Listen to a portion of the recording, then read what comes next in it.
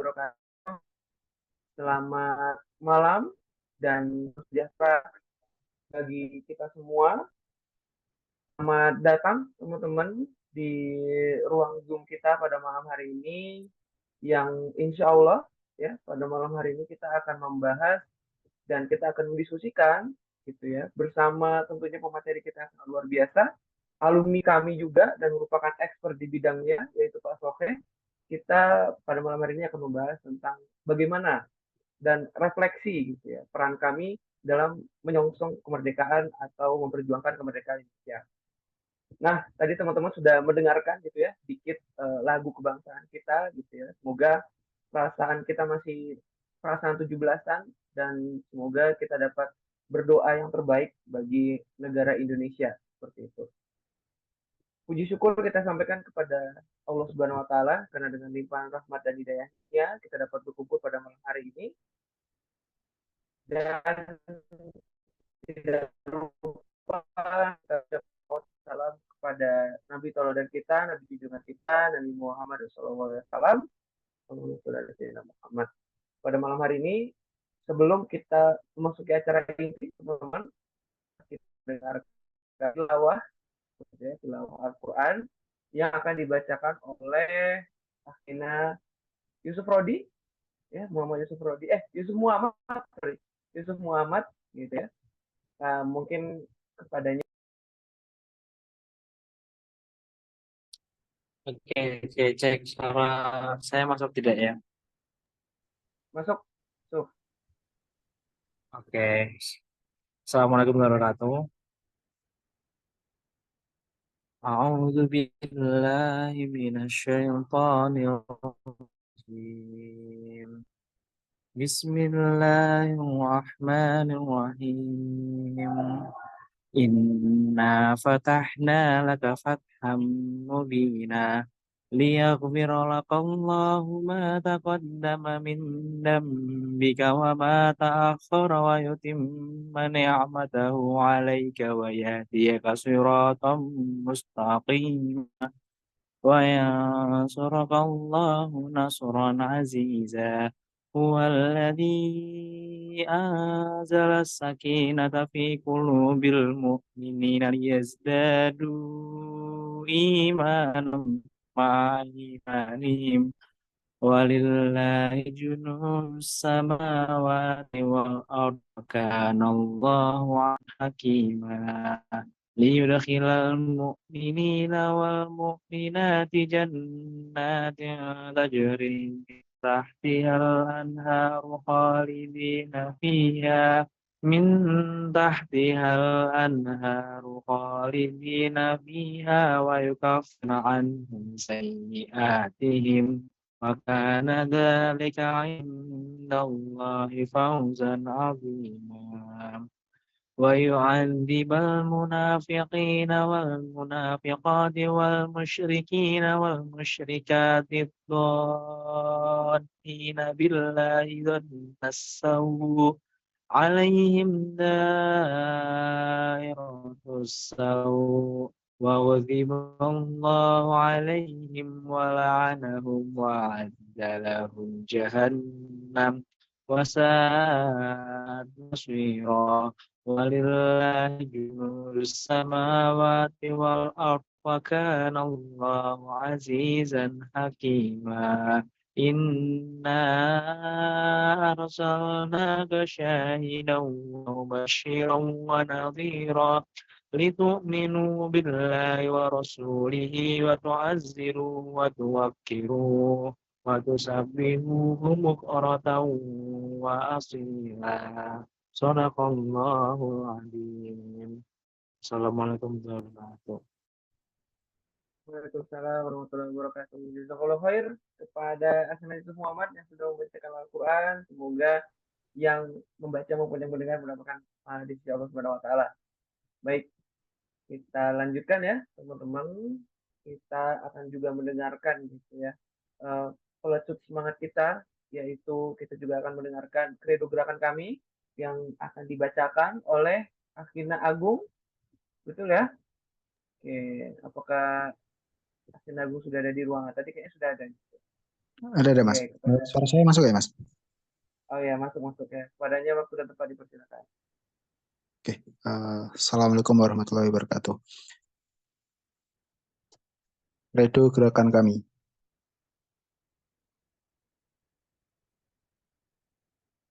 Kami adalah orang yang berpikir dan berkehendak merdeka. Tidak ada satu orang pun yang bisa memaksa kami bertindak. Kami hanya bertindak atas dasar pemahaman, bukan taklid, serta atas dasar keikhlasan, bukan mencari pujian atau kedudukan.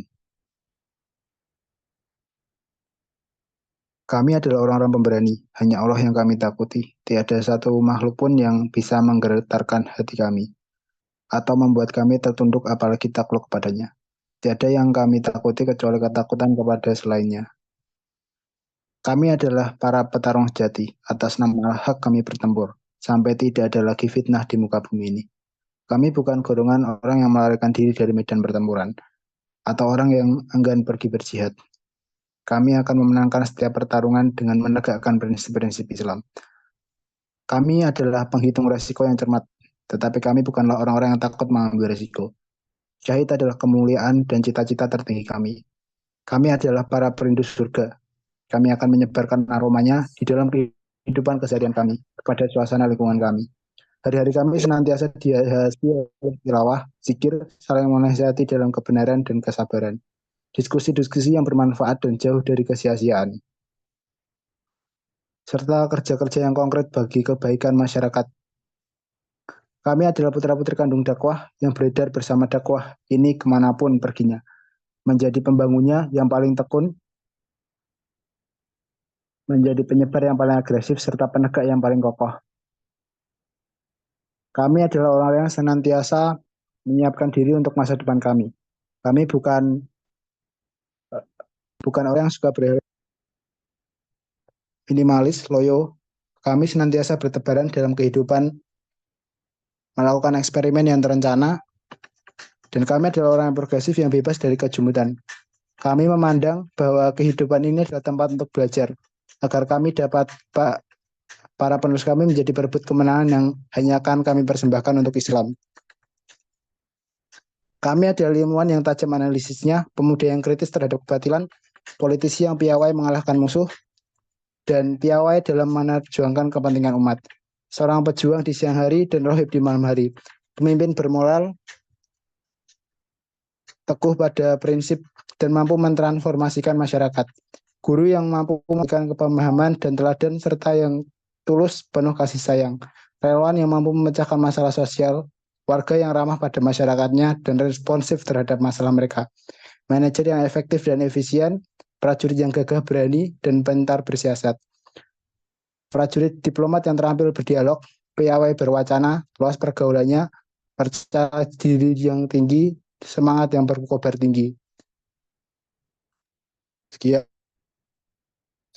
Warahmatullahi wabarakatuh.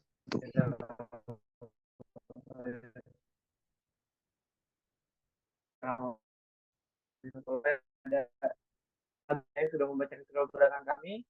Semoga dengan dibacakan surah belakang kami, semangat ya teman-teman dalam berkami maupun mengikuti kegiatan-kegiatan kami. Baik. Setelah ini gitu ya, kita sudah kedatangan pemateri kita gitu ya, alumni kita, expert kita gitu ya, yang akan membersamai diskusi pada malam hari ini. Tadi saya lupa perkenalan ya teman-teman, nama saya Abistia Kaputra, saya dari kami daerah Semarang gitu ya, lulusan ilmu sejarah Undip ya, kebetulan nih membahas sejarah, pembicaranya sejarah, moderatornya sejarah, alhamdulillah ya. Semoga insya Allah pada malam hari ini akan menjadi MC dan moderator ya, dan akan membantu perjalanan acara pada malam hari ini. Nah, di sini saya akan juga memperkenalkan ya, dan membawakan diskusi kita gitu ya. Sebenarnya bagaimana sih caranya kami bisa merefleksikan kemerdekaan, bagaimana sih kemerdekaan itu bisa menjadi penyemangat kita dalam berkami, bagaimana sih kemerdekaan Indonesia ini harus diresapi dan direfleksikan. Ada Pak Soke, tapi saya panggil dulu Pak Soke. Aman ya Pak Soke? Ya, Assalamualaikum. Bisa berbicara ya, aman? Oke. Waalaikumsalam warahmatullahi wabarakatuh. Oke, baik Mas Oke, tanpa Suara saya terdengar di sana jelas nggak? jelas Pak, Alhamdulillah. Oke, baik. Ini saya menyapa ini teman-teman, ada Mas Arsyad, Mas Abi. Assalamualaikum semuanya.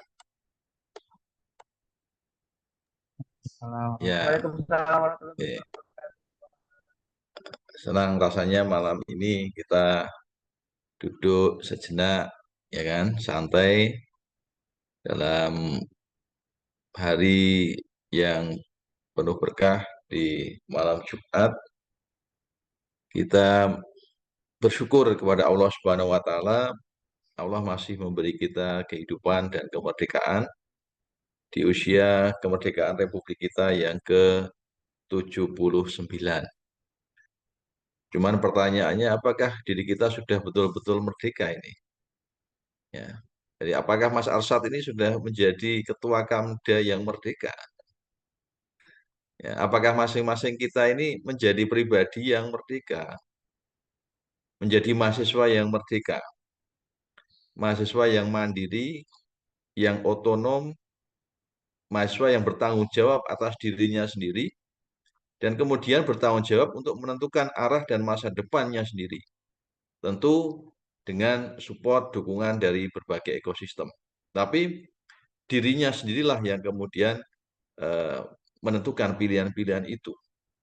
Nah, dan pilihan-pilihan itu tentunya dipengaruhi oleh pemahaman, oleh kesadaran, kemudian oleh lingkungan, dan seterusnya.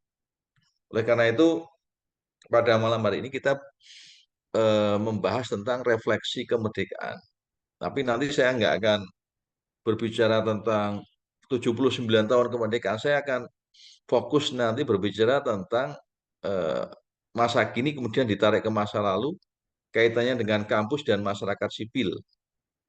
Yang akhir-akhir ini kemarin eh, tiba-tiba menjadi air bah gelombang, ya, perlawanan untuk kemudian menyelamatkan demokrasi.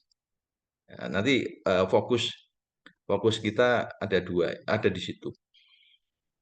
Sebelum ke sana, prasyarat penting teman-teman semua dan kita semua agar kita tahu mengenai apa yang harus kita perankan, ya, sebagai seorang mahasiswa, sebagai seorang muslim, sebagai alumni kami, sebagai kader kami, kita memerlukan dua prasyarat. Prasyarat yang pertama adalah berkaitan dengan kesadaran waktu, ya, atau kesadaran temporal. Ya, dalam bahasanya Mas Abi, ya, historical awareness, kesadaran sejarah. Ya, jadi kesadaran sejarah ini penting, ya, karena kita adalah manusia yang kemudian punya akar atau root, ya, atau silsilah, ya, di masa lalunya. Kita tidak betul-betul menjadi orang yang baru. Yang kedua adalah kesadaran spasial, ya, atau kesadaran lingkungan, ya, kesadaran tempat. Kalau kita ada di Semarang, ya kita sadar betul, paham betul tentang kondisi Semarang. Di Jawa Tengah, ya kita paham kondisi Jawa Tengah. Di Indonesia kita paham tentang kondisi keindonesiaan itu. Kefahaman akan waktu, kefahaman akan tempat, itu kemudian akan mampu kita artikulasikan untuk memunculkan kesadaran peran. Nah, inilah pentingnya kita di dalam kita merefleksikan kemerdekaan itu untuk kita tarik kepada bagaimana kita sadar akan peran yang harus kita mainkan ke depan. Saya mohon bisa dijadikan sebagai co-host, ya, agar bisa share screen, ya, yang saya siapkan. Di malam hari ini kita akan mendiskusikan berkaitan dengan topik ini. Ya. Jadi Quo Vadis kampus dan masyarakat sipil di era darurat demokrasi. Jadi pertanyaan teman-teman tentang refleksi kemerdekaan itu kemudian saya tarik ke dalam situasi ini. Ya. Jadi kampus dan masyarakat sipil ini mau kemana? Gitu. Nih, mau kemana di era darurat demokrasi ini? Jadi mau ikut-ikutan atau kemudian mau tidak ikut-ikutan, ya, atau kemudian mau memutuskan sikap, ya, prinsip, ya, sebagai sebagai pengawal demokrasi atau seperti apa? Ini isu pentingnya. Dan teman-teman sekalian, berbicara tentang demokrasi dan masyarakat sipil itu adalah bagikan dua sisi mata uang, ya, yang duanya itu bersifat koeksistensi, saling berkaitan. Kalau masyarakat sipilnya kuat, maka demokrasi akan berjalan dengan baik. Kalau kampus sehat, mahasiswanya sehat, nalar publiknya sehat, gitu, ya, tidak mudah terkooptasi, tidak mudah dibeli, begitu, punya idealisme, kemudian punya pembelaan terhadap kepentingan publik, terhadap masyarakat, terhadap nilai-nilai yang dijunjung tinggi, maka demokrasi juga insya Allah akan berjalan dengan baik. Dan ini tidak hanya tercermin dari pemilu, ya, tidak hanya tercermin dalam pemilu, tidak hanya, tapi ya diantaranya tergambarkan di situ. Tapi yang penting dalam keseharian itu bahwa masyarakat sipil ini menjadi salah satu barometer sehat atau tidaknya demokrasi. Ya, jadi apa itu masyarakat sipil? Nanti biar teman-teman tidak terlalu bingung, ya. Ini adalah aktor, ya, aktor di luar negara yang memainkan peran sebagai check and balances, ya, jadi sebagai penyeimbang negara. Jadi juga diartikan sebagai NGO atau LSM yang punya interest, kepentingan di dalam bagaimana menjaga agar negara itu tidak terlalu menghegemoni terhadap seluruh aspek kehidupan masyarakat. Ini. Jadi agar memberi ruang bagi partisipasi publik, masyarakat sipil, ya, lembaga-lembaga kemasyarakatan, organisasi-organisasi kemasyarakatan, asosiasi profesi, ya, perkumpulan-perkumpulan, ya, termasuk juga kami, termasuk juga alumni-alumni kami, dan alumni-alumni gerakan kemahasiswaan, termasuk gerakan kemahasiswaan, itu untuk menjalankan perannya. Tidak diam saja. Inilah civil society, seperti itu. Dan kalau digambarkan, maka posisi kampus, ya, masyarakat sipil, itu ada di posisi ini. NGO, civil society, social movement, professional organization, itu ada di sini. Dalam kaitannya dengan ekonomi, punya keterikatan, ya, punya irisan dengan labor union, organisasi pekerja, serikat pekerja. Dalam kaitannya dengan negara, pemerintah punya keterkaitan dengan partai politik, dengan undang-undang, dengan parlemen. Ini masyarakat sipil, dan kita semua ini, kampus ini, mahasiswa ini ada di wilayah ini, ada di wilayah ini. Maka masyarakat sipil itu meliputi diantaranya adalah organisasi, organisasi advokasi, termasuk juga organisasi berbasis komunitas, perkumpulan warga, ormas, termasuk profesi. Kira-kira teman-teman sekalian, saya ingin tanya, kami masuk di dalam masyarakat sipil nggak? Ya, masuk, ya kan? Ya, karena termasuk juga organisasi. Maka ini ya harus disadari. Dan dalam sejarahnya gerakan masyarakat sipil ini tumbuh dan berkembang itu beriringan dengan semangat transformasi, ya, semangat perubahan, kemudian semangat untuk pembentukan formasi sosial baru, keinginan untuk membentuk tatanan sosial baru yang lebih baik. Itu kemunculan masyarakat sipil. Dalam dunia industri, dunia masyarakat urban, masyarakat kota gitu kan. Kemudian dalam pendidikan yang modern. Nah, inilah yang kemudian memunculkan kesadaran. Mendorong kalangan elit pribumi untuk membentuk organisasi-organisasi sosial yang modern. Inilah yang menandai masyarakat sipil di Indonesia di awal abad ke-20. Baik, ini kok agak apa? Ini selanjutnya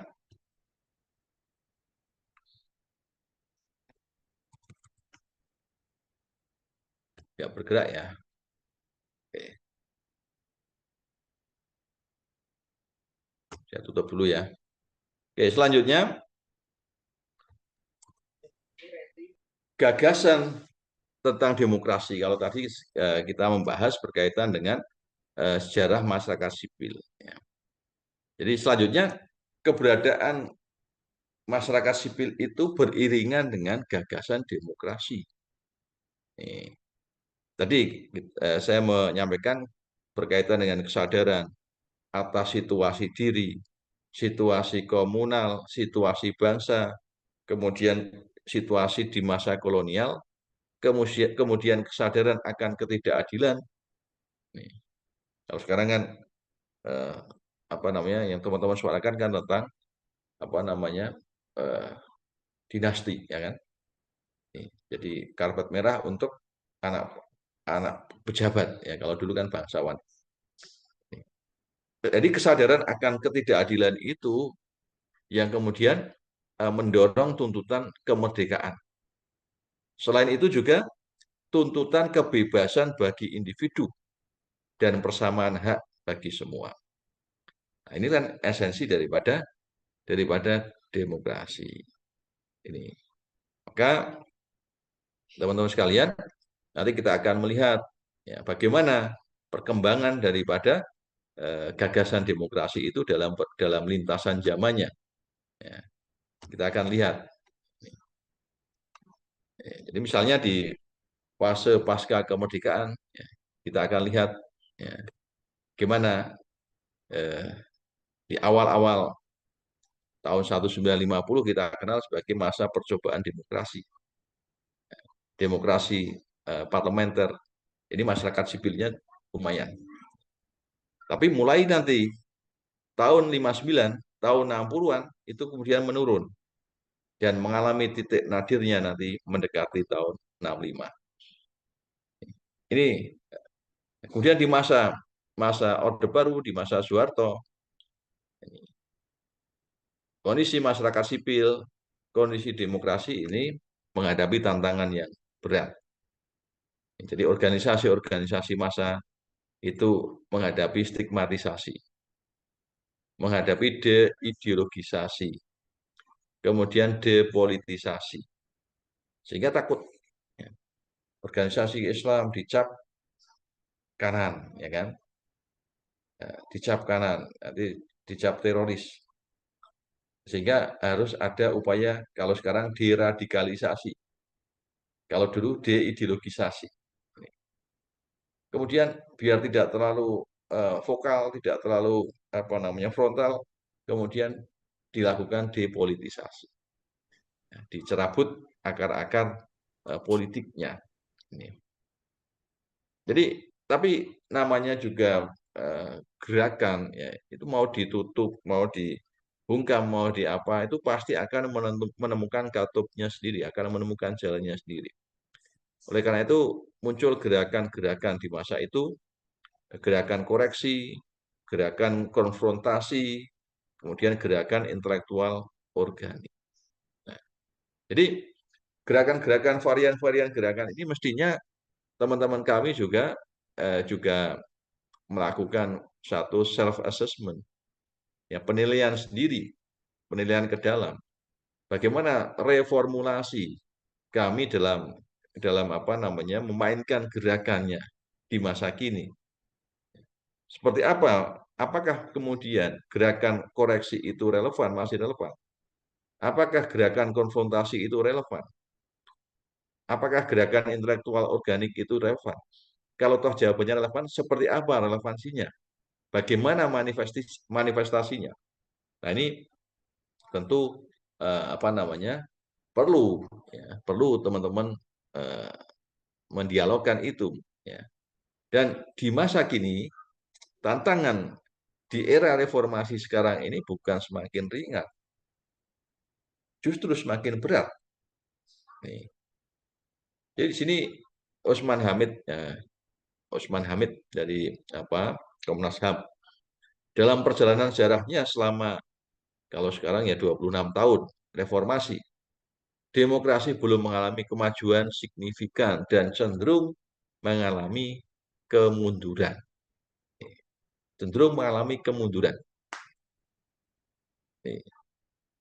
Contoh, relasi elit dengan rakyat, jadi top down.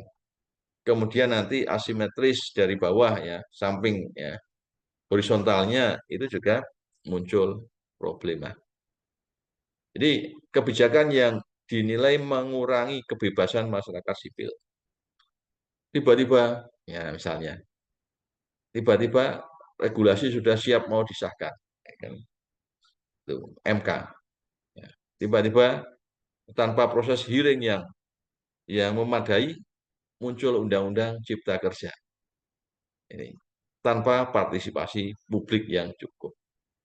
Jadi ini tantangan, sehingga ya kehidupan bernegara kita tidak matang. Produk-produk legislasi, produk-produk undang-undang yang mengatur tentang hajat publik itu tidak cukup kompatibel berkaitan dengan publik karena belum teruji di publik.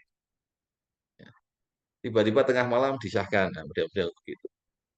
Sehingga kondisi seperti ini karena tidak sehatnya tatanan dalam mengembangkan demokrasi, dalam menanamkan partisipasi, dalam keterbukaan publik, dan seterusnya, maka nanti akan muncul upaya-upaya masyarakat atau arus bawah itu menemukan caranya sendiri di dalam mengartikulasikan kepentingannya atau keinginannya. Nah, ini yang tidak sehat. Main hakim sendiri, kekerasan massa, diskriminasi, represi, pembubaran ormas, pembubaran pengajian, dan seterusnya. Nah, ini kan sesuatu ya, di zaman merdeka seperti sekarang ini, masih ada ya pola-pola seperti itu. Nah, ini kan, apakah kita betul-betul sudah merdeka? Apakah betul-betul kita sudah merdeka? Di era darurat demokrasi sekarang ini, apakah kita betul-betul sudah merdeka? Ini. Ketika aktivis-aktivis yang tidak sejalan kemudian dikriminalisasi. Ketika satu gerbong, ketika satu kongsi, ketika satu sekutu aman. Ketika sudah berbeda kemudian dijadikan sebagai target. Apakah seperti itu hukum kita? Apakah itu merdeka? Jadi ini sesuatu yang tidak sehat, ya, tidak sehat. Jadi ini teman-teman masyarakat sipil itu mesti berbicara, ya, mesti punya sikap, nih, punya sikap.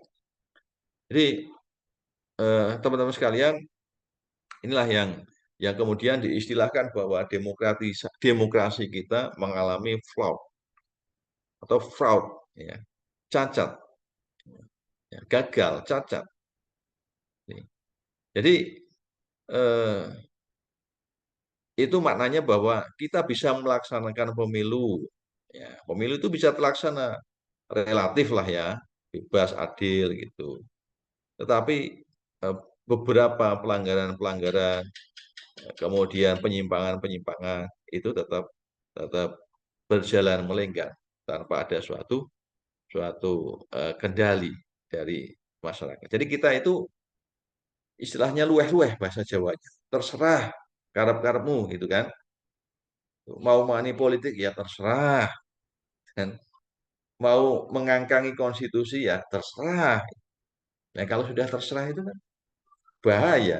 Padahal kita, teman-teman, mahasiswa, kampus itu adalah penyuplai bagi kader calon-calon pemimpin 10, 15, 20 tahun yang akan datang. Kalau terserah begitu kan, ya 10, 15, 20 tahun yang akan datang, akan ada proses invasi, kolonialisasi gaya baru dengan berbagai macam cara dan dalihnya, ya maka terserah. Ini oleh karenanya nggak boleh situasi seperti itu kita biarkan, nggak boleh.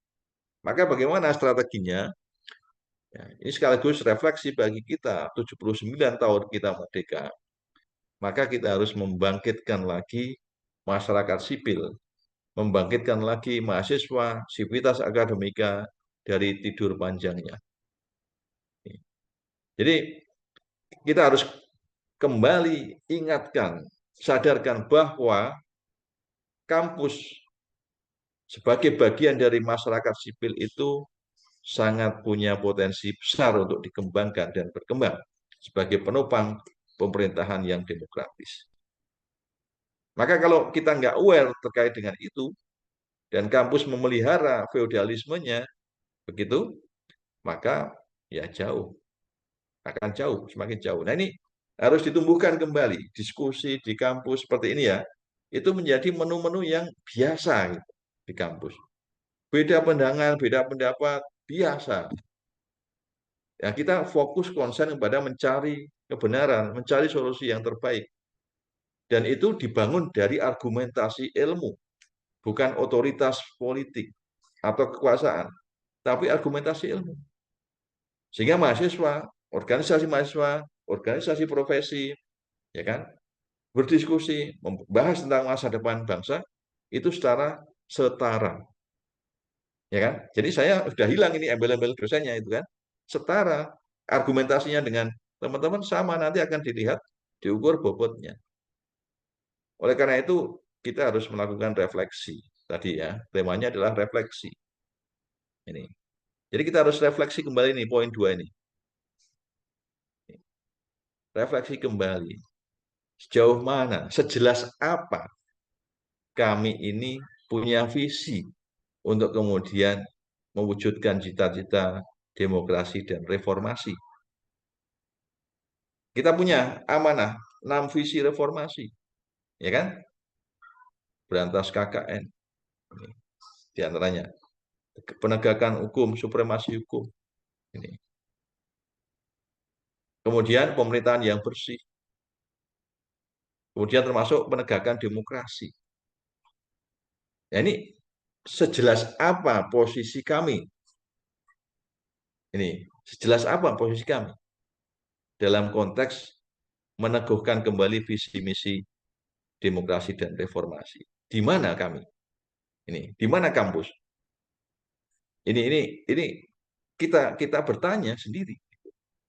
Nah, inilah yang kemudian yang ketiga, potensi itu, potensi kampus, potensi mahasiswa, potensi masyarakat sipil itu sangat eman-eman kalau itu disia-siakan. Oleh karena itu harus dikembangkan.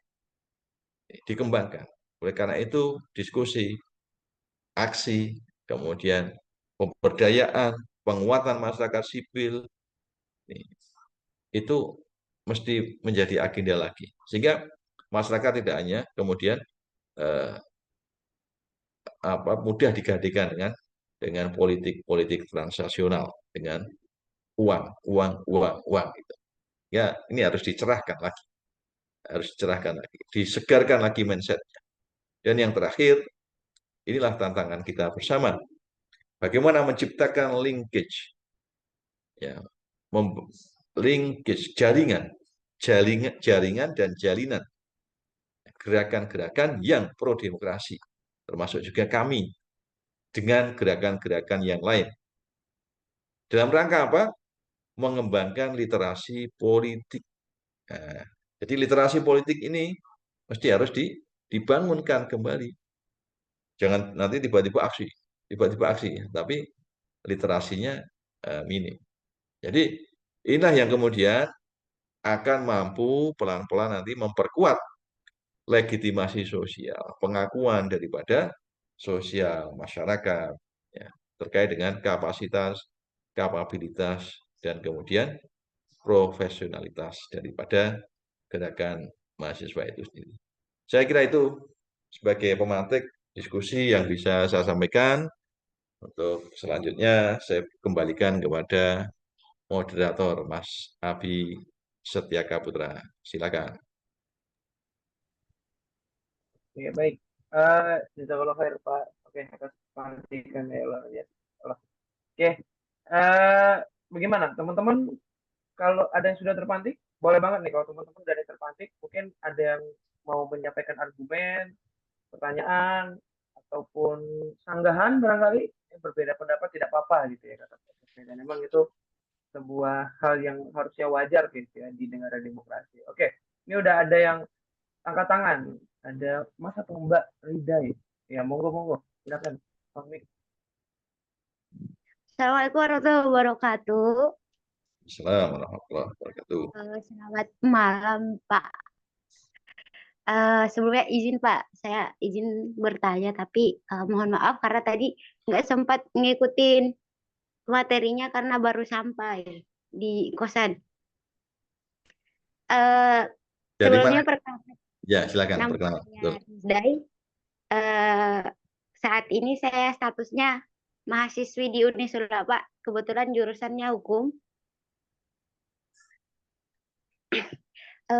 Ini Pak izin bertanya Pak masalah problematik apa sistem hukum di Indonesia ini Pak. Kebetulan kan beberapa hari ini saya sempat apa ada beberapa mata kuliah yang memang berhubungan langsung tentang sejarah demokrasi di Indonesia dan bagaimana awal-awal politik dimulai gitu Pak. Nah, seperti yang kita ketahui kan sistem hukum saat ini di Indonesia atau demokrasi saat ini sedang tidak baik-baik saja, di mana para penguasa membuat satu aturan atau kita sebut undang-undang yang seharusnya melindungi kepentingan masyarakat atau warga negara Indonesia, malah kebalikan, yaitu aturan yang dibuat untuk melindungi kepentingan pemerintah itu sendiri. Izin bertanya Pak, kalau semisal apa namanya aturan kita sudah dibobol seperti ini, apakah memang ada sejarahnya bahwasannya hukum di negara kita pernah menjadi mainan di masa lalu, sehingga di masa sekarang ini menjadi hal yang biasa buat dilakukan, seperti pelanggaran HAM di masa lalu yang belum tuntas, sehingga banyaknya lagi pelanggaran-pelanggaran yang dianggap remeh di zaman sekarang, tetapi apa namanya eh, ketika kita bersuara pun kita akan dibungkam gitu Pak. Mungkin saya bisa dikasih pencerahan Pak. Terima kasih. Assalamualaikum warahmatullahi wabarakatuh. Waalaikumsalam warahmatullahi wabarakatuh.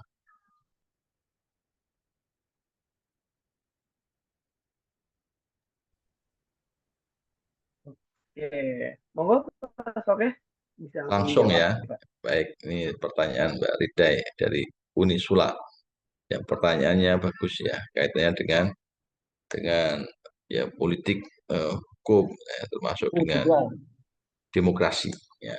Dalam konteks sejarahnya seperti apa ya. Jadi teman-teman sekalian yang dirahmati Allah Subhanahu wa taala, berkaitan dengan berbicara tentang politik, tentang hukum itu kita juga harus melihat bagaimana konteks relasi antara hubungan negara dengan masyarakat. Jadi ini, jadi relasi atau hubungan negara dan masyarakat. Dan hukum nanti akan menjadi instrumen untuk mengatur relasi itu. Oleh karena itu, pola relasi ini harus kita baca. Seperti apa pola relasinya? Kalau relasi negara memandang rakyatnya itu adalah komoditas, maka kemudian hukum itu akan mengatur atau akan mendesain bagaimana rakyat atau warganya itu menjadi komoditas. Ya kan? Maka pajak tinggi, ya kan, kemudian eksploitasi, kemudian penghisapan tenaga di dalam konteks-konteks ekonomi. Ini.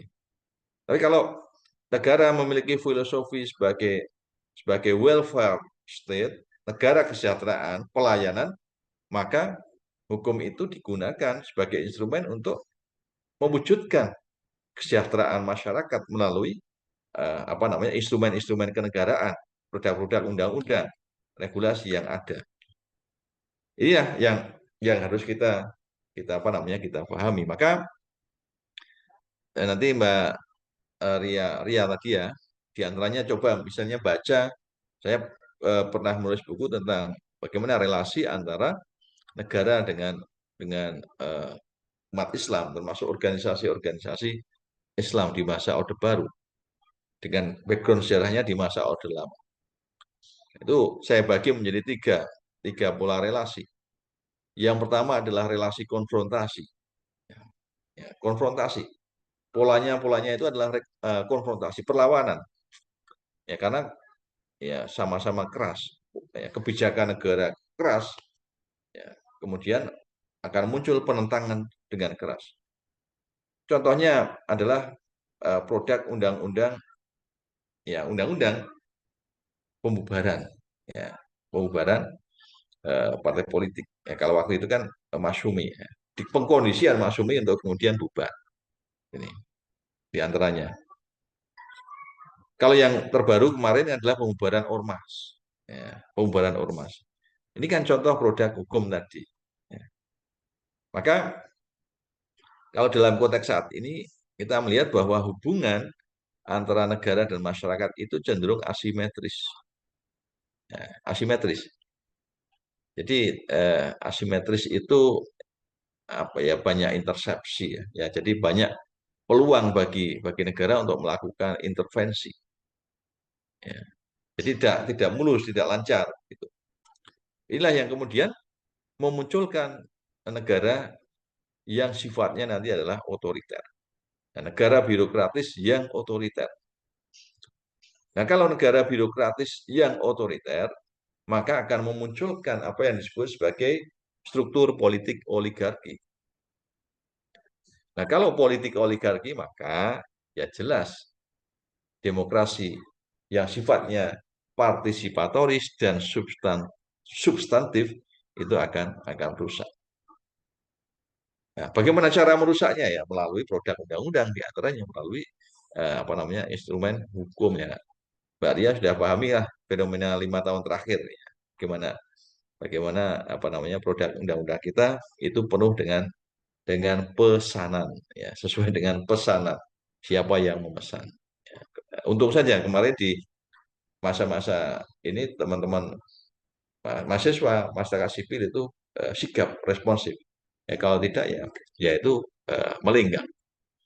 Saya kira itu poin-poin pentingnya ya, yang kita juga harus sadari. Oleh karena itu, bagaimana menjaga atau meng-create pola relasi negara masyarakat itu agar tidak asimetris, tapi adalah pola-pola yang sehat, yang partisipatoris, ya kan, yang akomodasi dan partisipatoris, ya, sehingga konstruktif negara menjadi negara yang kemudian memfasilitasi bagi pembentukan negara kesejahteraan.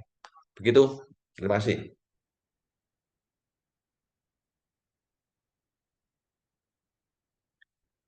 Silakan dilanjut.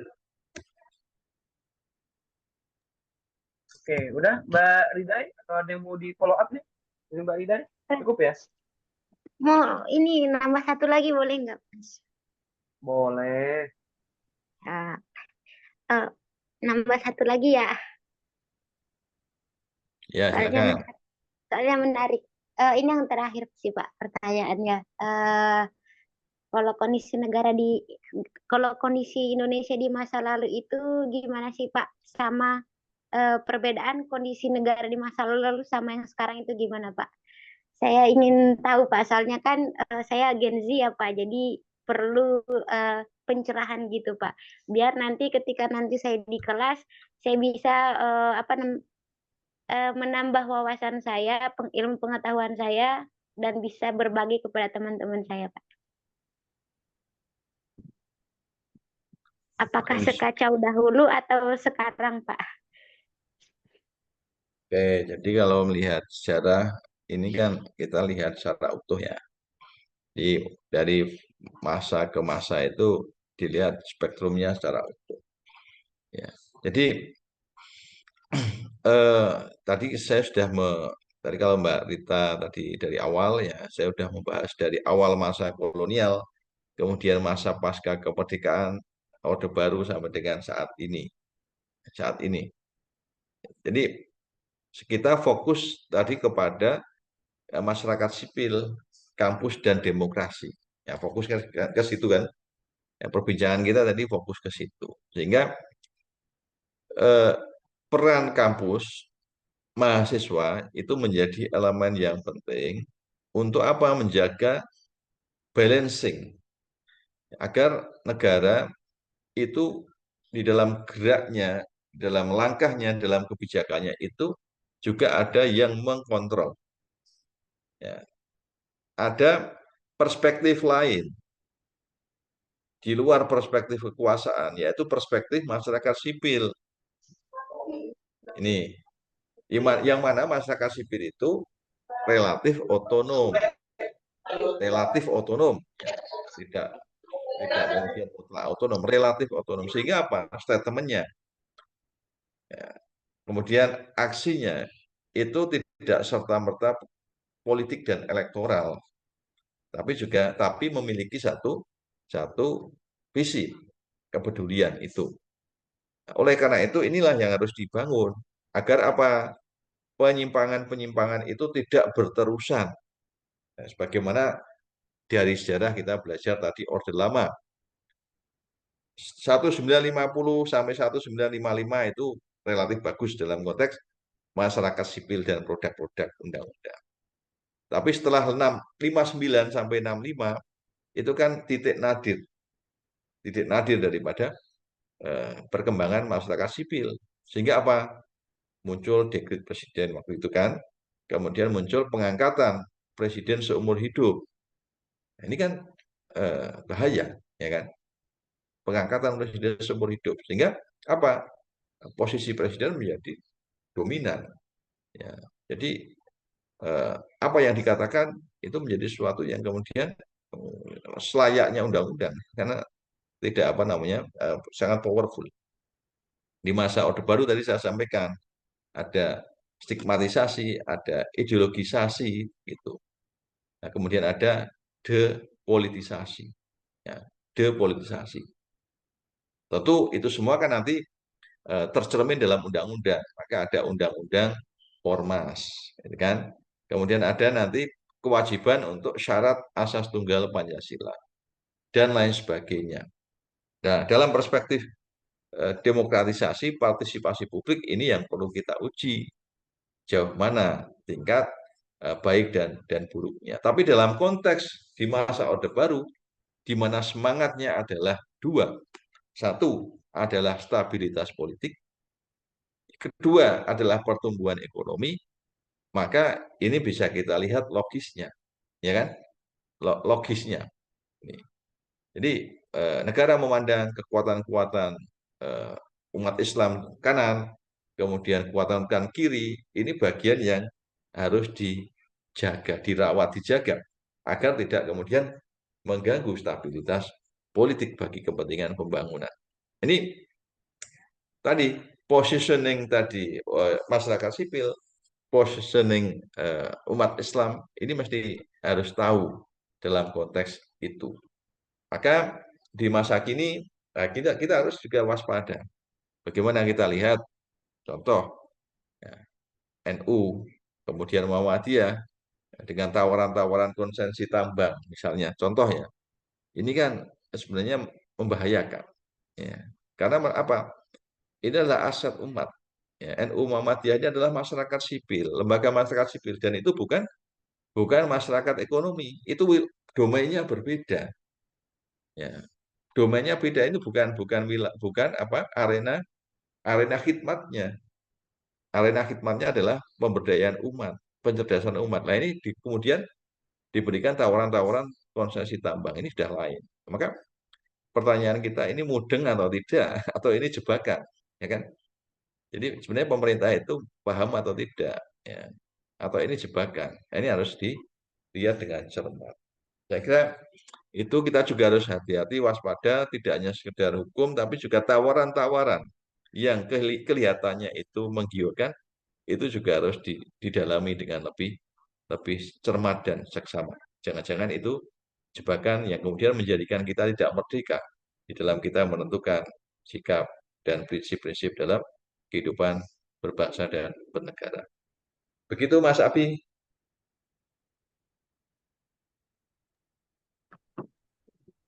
Oke, wah menarik ya, udah mulai menarik nih diskusinya. Oke, kayaknya ada yang mau bertanya lagi nih Pak. Oke, dari Oke. Mbak Dwi Suranti. Monggo Mbak, silakan Mbak. Oke, Assalamualaikum warahmatullahi wabarakatuh. Selamat malam Pak Muhammad Soheh. Perkenalkan nama saya Dwi.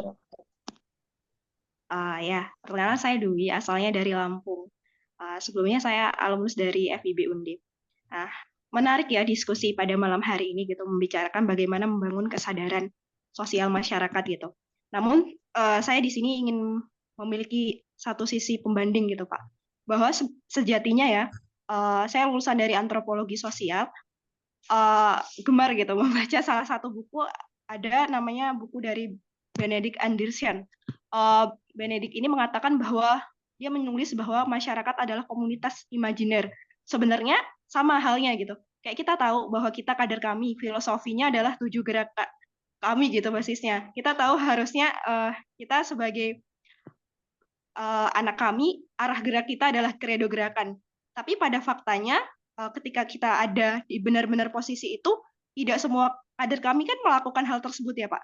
Nah, kondisi tersebut juga yang terjadi di masyarakat kita hari ini gitu. Kita membicarakan panjang lebar tentang nasionalisme, tentang kesadaran itu sendiri, tapi pada faktanya masyarakat kita belum terjamah untuk ke arah sana. Nah, jauh sebelum ke arah sana, saya meyakini bahwa pribadi-pribadi yang terbentuk untuk menganalisis sosial maupun kesadaran-kesadaran sosial itu kan tumbuh dari pribadi-pribadi kita terlebih dahulu gitu.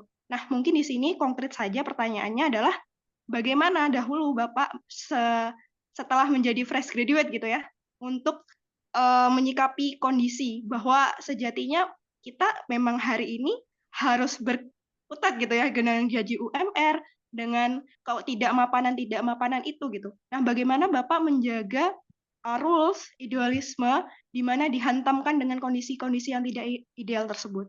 Nah, mungkin cukup dari saya, Pak. Terima kasih. Wassalamualaikum warahmatullahi wabarakatuh. Waalaikumsalam warahmatullahi wabarakatuh. Assalamualaikum warahmatullahi wabarakatuh. Oke, Langsung Mbak, langsung Mbak, langsung. ya dari Mbak Dwi Surati di Lampung ya sebagai fresh graduate ya. Jadi satu kita harus punya satu prinsip ya, satu prinsip dalam hidup ya, di mana nilai ya, value atau nilai ini adalah satu yang tertinggi dibandingkan dengan apa? Dengan hal-hal yang kemudian artifisial ya, tampak. Ini. Jadi pegangannya adalah value, nilai. Dan nilai value itu juga sesuatu yang yang dalam agama ya, dalam Islam itu kemudian menempati posisi yang tinggi. Contoh kejujuran, ya kan? Kejujuran, kepedulian, semangat juang, tanggung jawab, kemudian kiprah dan peran. Ya. Ini kan nilai-nilai yang kita harus internalisasi dalam diri kita. Baik kita menjadi mahasiswa ataupun kita sudah tidak menjadi mahasiswa. Tadi fresh graduate tadi. Oleh karena itu idealisme itu mesti harus ada dalam jiwa dan sanubari kita kapanpun dan dimanapun. Meski kita juga harus melihat realitas. Ya. Biar apa? Biar kiprah peran-peran kita itu juga punya basis landasan agar tingkat penerimaannya juga ada. Maka jangan patah semangat dan terus belajar. Kuncinya adalah terus belajar. Ya, jadi menjadi sarjana itu bukan akhir dari belajar, tapi justru adalah awal belajar hal yang baru. Maka saya sering sampaikan, ada 5 tangga kompetensi yang kita tidak boleh putus dalam belajar. Satu adalah belajar agama. Belajar agama. Sehingga kita juga ada lingkaran komunitas agama, komunitas keagamaan. Ini, dimanapun itu. Yang kedua adalah belajar dunia profesi kita. Jadi, dunia profesi kita. Ya, kita belajar antropologi, kita belajar tentang pendidikan, kita belajar apapun. Ya, kita harus bagaimana agar ilmu yang kita pelajari itu berbuah. Berbuah apa? Berbuah amal. Ya, maka kita harus mampu mengkonvert dari kemampuan, dari knowledge, kemampuan, ability, skill itu menjadi amal yang kemudian dampaknya terasa. Ini ada hal yang bisa dirasakan oleh masyarakat, oleh keluarga, oleh lingkungan. Maka ini sharing ya, tadi kan bertanya tentang pengalaman apa yang saya lakukan setelah fresh graduate begitu. Saya mendirikan LSM.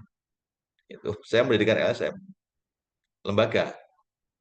Jadi saya aktif di 2 waktu itu. Ini fresh graduate. Yang pertama adalah karena usia masih kayak Mas Arsyad, masih pemuda begitu kan. Saya mendirikan lembaga peduli remaja. Yaitu Mitra Cendekia Muda. Contoh ya. Kemudian karena saya punya basis pengetahuan sejarah dan politik, maka saya mengembangkan lembaga kajian namanya LP3S, Local Politics and Public Policy Study Center. Itu saya dirikan dengan modal idealisme. Jadi lembaga-lembaga diskusi, dan sekali kita masih mengadakan diskusi sampai dengan sekarang. Ini di masa lalu dan itu berlangsung sampai dengan sekarang. Saya mengembangkan Center for Indonesian Reform dan seterusnya itu ada dalam portofolio dan menu-menu aktivitas saya. Dan itu berkiprah. Dan tidak lupa juga semangat untuk menebarkan knowledge, pengetahuan dengan para mahasiswa. Ini dari dulu, dari fresh graduate, sejak mahasiswa bahkan, kemudian fresh graduate sampai dengan sekarang. Tadi Mbak Dwi. Oleh karena itu, ini belajar profesi itu yang kedua tadi, jangan berhenti dan terus pertajam itu. Saya nggak tahu kalau di Lampung, tapi saya kira kita bisa mengembangkan lembaga-lembaga pemberdayaan sosial masyarakat, gitu. Kita bisa membuat komunitas, bisa menjadi modeling, gitu kan, modeling untuk kemudian nanti orang itu akan menengok ke Mbak Dwi Surati. Wah, Mbak Dwi Surati hebat ini rintisannya. Jadi menjadi nanti modeling bagi pengembangan sosial kemasyarakatan dan budaya. Yang ketiga, tadi agama, kemudian yang kedua profesi, yang ketiga manajemen. Jadi belajar manajemen, mengatur itu semua. Ya, agar apa? Agar kemudian seimbang. Yang keempat adalah belajar tentang public policy. Ya, jadi bicara tentang tadi sosial budaya juga tidak terlepas dari public policy. Maka tadi apa yang saya lakukan, saya mendirikan lembaga kajian yang berkaitan dengan kebijakan publik, tapi dalam skop lokal. Maka Local Politics and Public Policy Study Center. Itu untuk sharing, karena ditanya tadi apa yang dilakukan pada masa fresh graduate. Yang kemudian itu saya integrasikan dalam bentuk ruang-ruang amal yang integratif dan bervisi strategis. Ya, begitu Mbak Dwi, mudah-mudahan bermanfaat.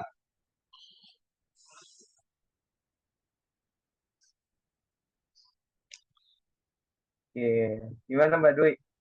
Ada yang ingin di-follow up nggak? Oke. Jazakallah khairan, Pak. Jawabannya sebenarnya sama sih Pak. sebelumnya saya nggak berani banyak ngomong karena emang harusnya terbukti terlebih dahulu. Nanti boleh selepas di forum ini Pak, saya bersilaturahmi dengan panjenengan. Terima kasih Pak. Boleh. Ya. Dan tadi jangan lupa ya, karya. Ya. Jadi saya setelah lulus itu saya langsung challenge ya. Saya nerbitkan buku. Untuk pembuktian ini loh, saya belajar nih 4 tahun, 4,5 tahun. Ini saya terbitkan buku. Gitu. Tadi ya saya sampaikan dari konfrontasi menuju akomodasi. Dan itu semangat yang terus ya. Setiap saya belajar itu pasti saya harus terbitkan buku. Maka terakhir di poster itu buku Mozaik Peradaban Islam. Itu adalah kumpulan tulisan-tulisan sejak selama saya studi S3. Itu menjadi buku. Dan saya masih nyimpan satu ini, yang edisi bahasa Inggris, ini yang belum diterbitkan. Ya, insya Allah nanti akan berproses untuk menyasar pembaca yang internasional. Ya.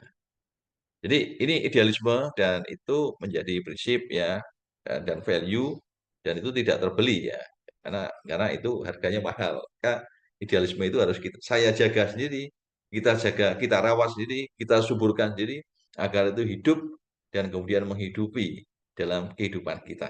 Menjadi semangat agar kita selalu punya semangat di dalam berkarya.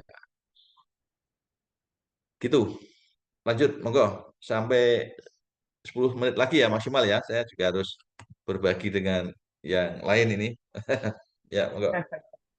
Oke, monggo nih pada teman-teman yang lain kalau ada yang mau bertanya boleh. Pertanyaan terakhir deh, terakhir. Lagi seru-serunya nih ya. Monggo teman-teman kalau ada yang mau ditanyakan lagi.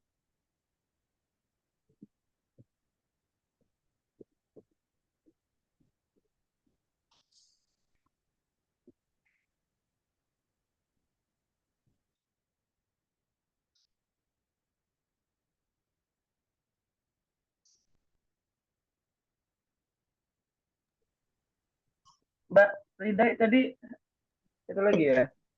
Iya, saya ada ke Mas. Ada yang mau ditanyain lagi? Boleh, monggo kalau mau ada yang ditanyain lagi, Mbak Rida. Boleh. Boleh.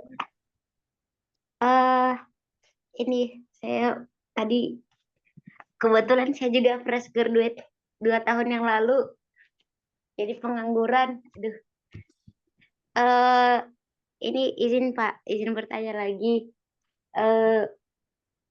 Tantangan terbesar menghadapi masyarakat itu apa sih, Pak? Saya kadang suka bingung menghadapi pertanyaan-pertanyaan yang sulit buat saya jawab. Semisal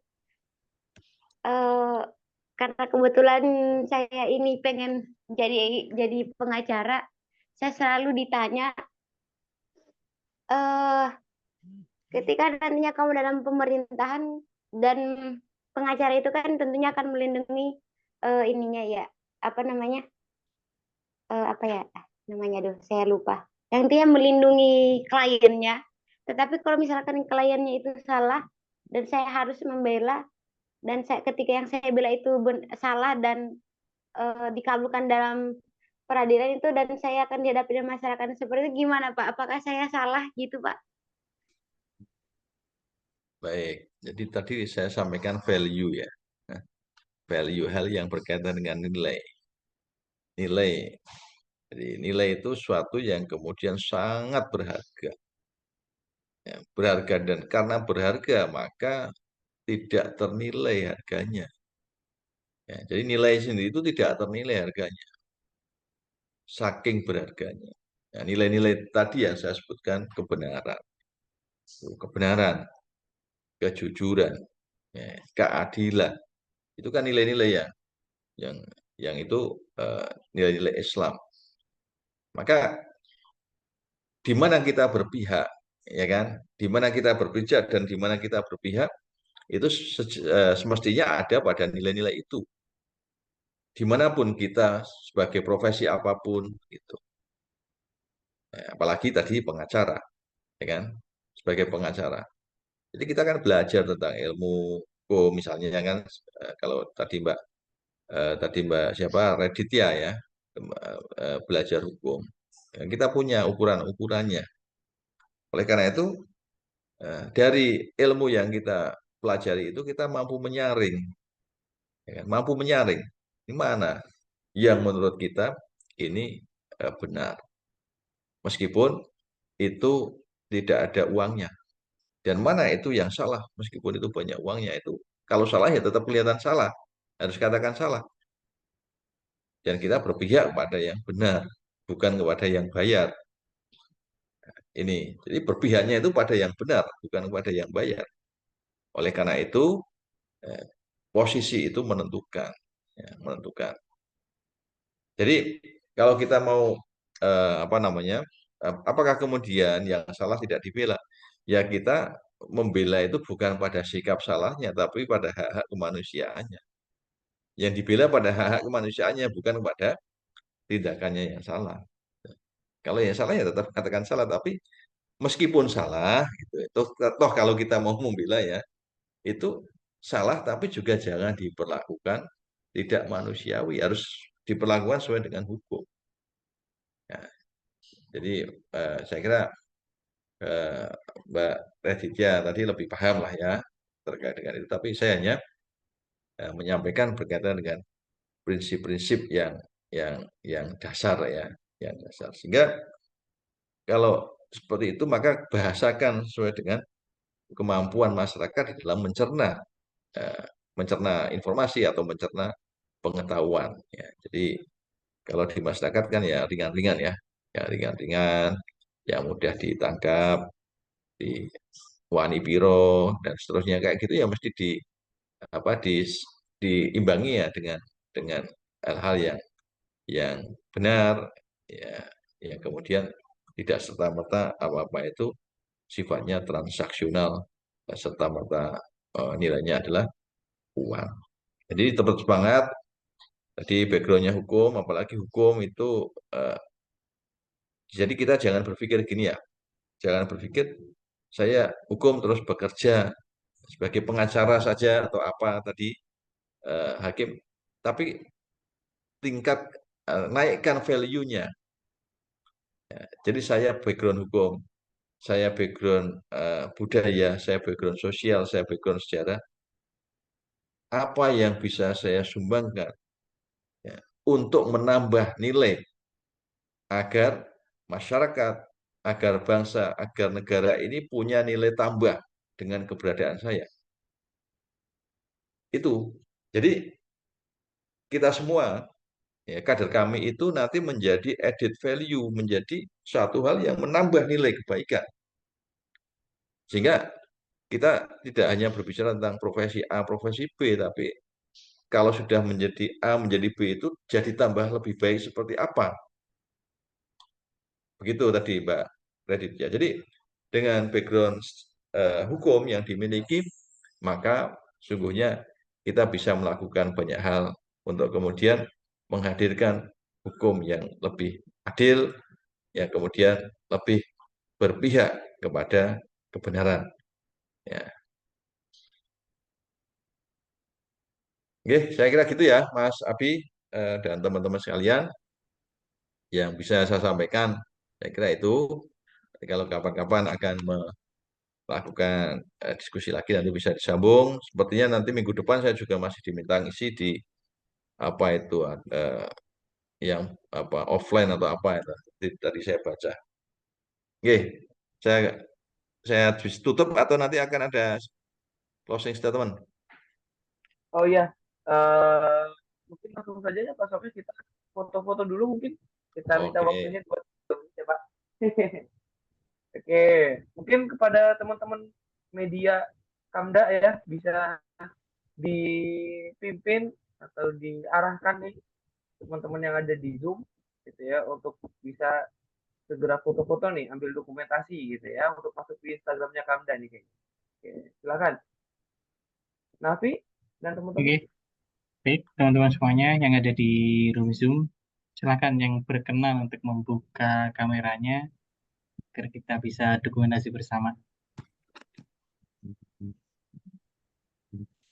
Oke, buat yang mau persiapan, silakan disiapkan dulu. Yang mau mencari posisi, bisa segera tekan angle yang terbaik kalian.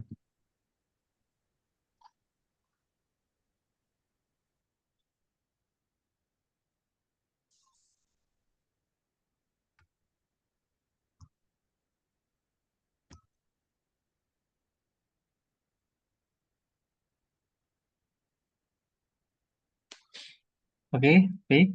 Saya hitung mundur ya, teman-teman semuanya. Baik. 1, 2, 3. Oke, silakan yang mau pose jempol atau jari-jari yang lain karena ini baru pencalonan ya, baru pendaftaran, jadi belum keluar suaranya, jadi masih aman. Baik, 1, 2, 3. Oke, baik. Terima kasih teman-teman semuanya. Oke, disampaikan ya teman-teman Kamda dan disampaikan juga kepada Pak Soke yang sudah membawakan materi dan diskusinya pada malam hari ini. Semoga dilancarkan Pak kegiatan-kegiatan selanjutnya. Amin, amin, amin. Oke, baik teman-teman. Diskusi kita pada malam hari ini telah selesai ya. Saya mengucapkan banyak terima kasih kepada teman-teman yang sudah datang.